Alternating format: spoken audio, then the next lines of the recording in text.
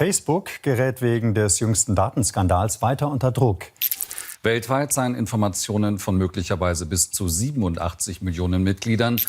Im US-Wahlkampf war damit offenbar versucht worden, Wahlentscheidungen zugunsten von Donald Trump zu beeinflussen.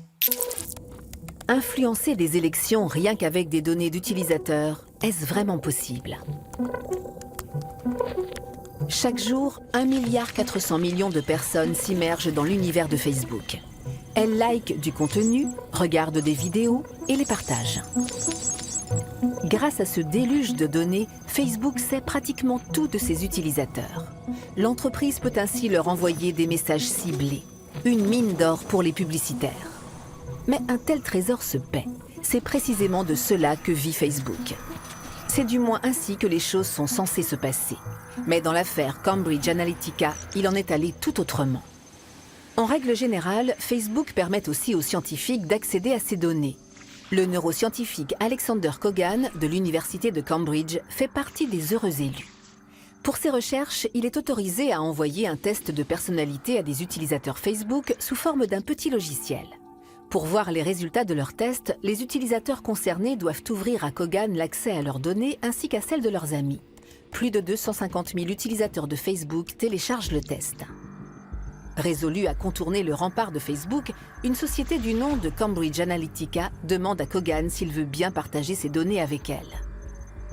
Or, Cambridge Analytica a été cofondée par Steve Bannon et financée par un milliardaire américain à hauteur de 15 millions de dollars. Tous deux sont des partisans de Donald Trump. Cambridge Analytica est destinée à influencer les campagnes électorales. Cambridge Analytica paie Alexander Kogan 1 million de dollars.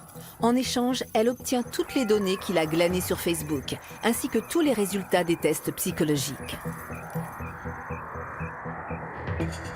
Par ce biais, la société entend devenir l'un des plus grands annonceurs de la planète. En combinant les données Facebook et les tests, elle veut manipuler les gens de manière encore plus ciblée. Voilà comment cela se traduit lors de la campagne électorale de Donald Trump. À chaque fois qu'un électeur potentiel d'Hillary Clinton est identifié, il reçoit des articles anti-Clinton.